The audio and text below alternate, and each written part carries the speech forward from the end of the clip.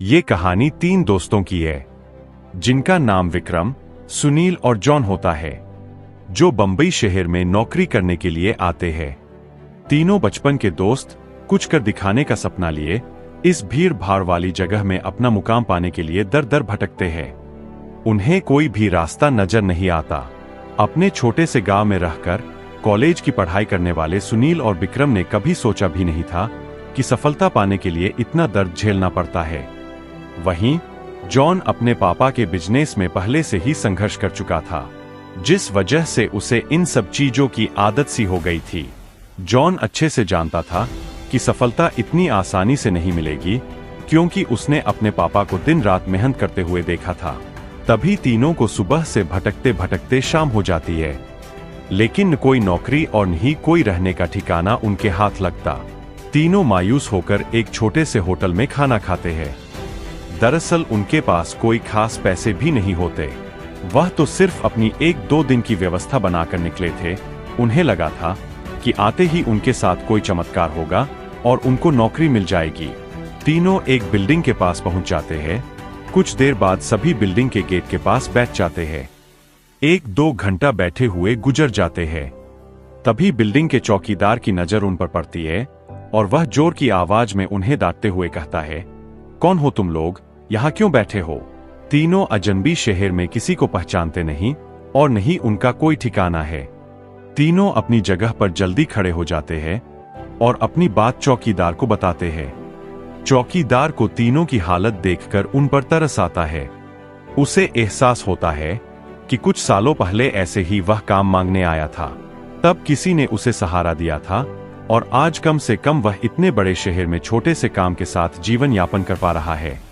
John उन तीनों में थोड़ा समझदार होता है।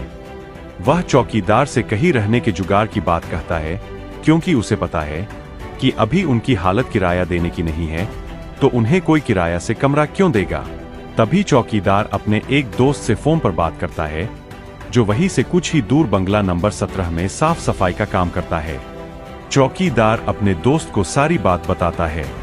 तभी उसका दोस्त कहता है कि मेरे साहब तो अपने परिवार के साथ 2 महीनों के लिए बाहर गए हैं, तब तक मैं रहने का इंतजाम कर सकता हूं।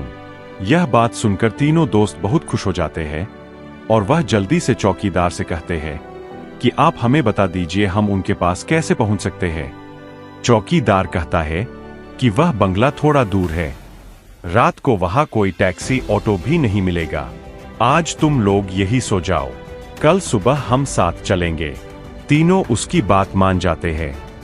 सुबह उठते ही तीनों चौकीदार के साथ बंगले में पहुंच जाते हैं। बंगले की खूबसूरती देखकर तीनों दोस्त हक्का बक्का रह जाते हैं।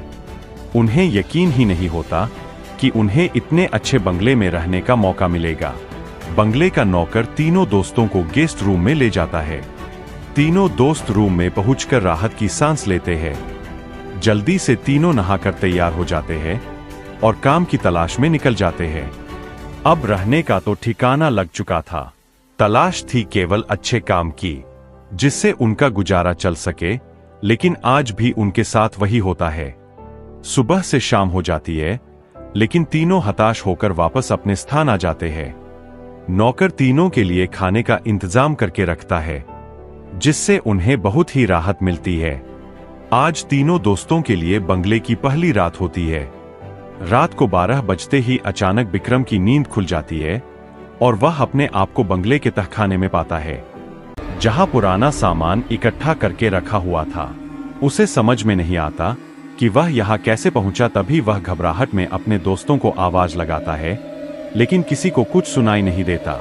तभी उसके कानों में सब कुछ सुनाई देना बंद हो जाता है और सिर्फ एक औरत के रोने की आवाज जाती है। विक्रम चिल्लाकर पूछता है, कहाँ हो तुम, क्यों रो रही हो?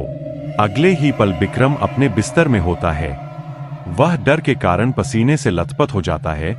वह अपने दोस्तों को जगाता है। सुनील और जॉन दोनों उसकी बात का मजाक उड़ाते हैं और कहते हैं, तुमने कोई सपना देखा होगा। इस बंगले में तो हमारे अलावा कोई भी नहीं है। और विक्रम भी अपने दोस्तों की बात का यकीन करके इस घटना को बुरा सपना समझकर नजरअंदाज करके सो जाता है। सुबह उठते ही तीनों दोस्त फिर से तैयार होकर काम ढूंढने निकल पड़ते हैं, लेकिन जैसे ही वह बंगले के गेट से बाहर निकलते हैं, अचानक कोई औरत आकर विक्रम को चिट्ठी देती है, जिसमें लिखा होता है, तुम इस पते पर जाओ तो काम मिल जाएगा। और औरत अचानक भागते हुए उनकी नजरों से ओझल हो जाती है। तीनों दोस्त की सोच में पड़ जाते हैं कि हमें काम की जरूरत है।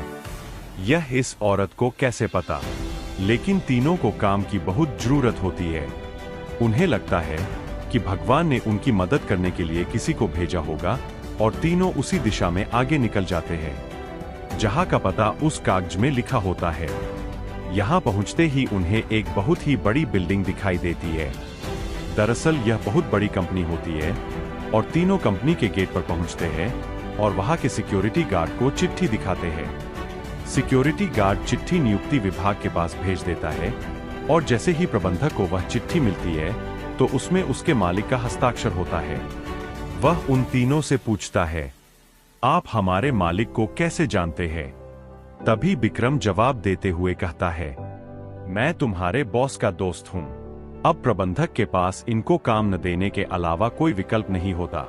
इस कंपनी के मालिक का हस्ताक्षर जो उस चिट्ठी पर मौजूद था। कंपनी के मालिक 7 दिनों की ट्रिप पर विदेशी कंपनियों के दौरे में थे और उस बीच उनसे कोई संपर्क नहीं था। इसलिए प्रबंधक ने उन तीनों को काम पर रख लिया और अपने साथ उन्हें काम की जगह दिखाने ले गया। लेकिन विक्रम अचानक ही दूसरे रास्ते की तरफ मुड़ जाता है और वह सीधे बॉस के चैम्बर के सामने पहुंचता है और दरवाजे के ताले को पासवर्ड से खोल देता है। कंपनी का प्रबंधक यह देख करके आश्चर्यचकित रह जाता है। उसे यकीन ही नहीं होता कि जो पासवर्ड केवल कंपनी के मालिक को पता है, वह इसे कैसे पता चला। अब प्रबंधक उसे कोई खास आदमी समझने लगता है। उसे पूरा यकीन हो जाता है कि हो ना हो यह व्यक्ति बॉस ने ही भेजा है और वह उसे बिना रुके हुए अंदर जाने की इजाजत दे देता है।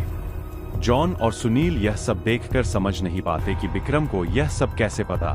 तभी अचानक विक्रम सभी को बॉस के चेंबर से बाहर जाने को कहता है और चेंबर का दरवाजा बंद कर देता है। कुछ ही घंटों के बाद प्रबंधक को बॉस का फोन आता है और बॉस प्रबंधक से पूछता है कि मेरे कंप्यूटर को किसी ने इस्तेमाल किया था। तभी प्रबंधक सारी बात बता देता है। बॉस गुस्से में मैनेजर को बोलता है, जल्दी से जाओ और उसे रोको, नहीं तो मैं बर्बाद हो जाऊंगा। और जैसे ही प्रबंधक चैम्बर का दरवाजा खोलता है तो वह देखता है विक्रम बेहोश पड़ा है। प्रबंधक अपने सुरक्षा कर्मियों से उसे उठाने को कहता है और कुर्सी पर वापस बैठाता है। तभी विक्रम को होश आता है। प्रबंधक गुस्से में विक्रम को बोलता है, तुमने क्या किया? मेरे बॉस बहुत नाराज है। विक्रम को कुछ याद नहीं कि वह अपने बंगले के गेट से यहां तक कैसे आया है। दरअसल वह बंगला पहले उसी बॉस का होता है और बॉस ने बंगले को अपने ऑफिस की एक लड़की के लिए खरीदा था और कभी कभी साथ रहता था, जो कि उसके कंपनी में काम करती थी। बॉस पहले से ही शादीशुदा था और यह बात अच्छे से जानता था कि एक ना एक दिन वह लड़की उसके लिए खतरा बन सकती है। इसलिए वह उसकी निजी अश्लील वीडियो रिकॉर्ड कर लेता है और जब एक दिन लड़की को यह बात पता चलती है तो दोनों में खींचातानी करते हुए लड़की के सर में चोट लग जाती है और वह दम तोड़ देती है। बॉस बंगले के गार्डन में ही लड़की को दफना देता है और लड़की की मौत के साथ ही उसका राज दफन हो जाता है। लेकिन जब उस बंगले में तीनों दोस्त हमें आते हैं तो विक्रम गार्डन में घूमते घूमते उस जगह पर अपना पैर रख देता है जहां उस लड़की को दफनाया गया था, जिस वजह से उस लड़की का सीधा संपर्क विक्रम से बन जाता है। वह विक्रम के अंदर प्रवेश कर जाती है और उसे काबू में करके अपना बदला लेने के लिए ऑफिस प्रवेश करती है और बॉस की काली करतूत को इंटरनेट में वायरल कर देती है। बॉस को विदेश से ही गिरफ्तार कर लिया जाता है। उसका काला चिट्ठा सबके सामने खुल जाता है और वह बेनकाब हो जाता है। उस लड़की ने मरने के बाद भी अपना बदला ले लिया था, अब शायद उसकी आत्मा को शांति मिल जाएगी। तीनों दोस्त उस बंगले को बुरा सपना समझकर भूल जाते हैं और इस दर्दनाक भूतिया कहानी का अंत हो जाता है।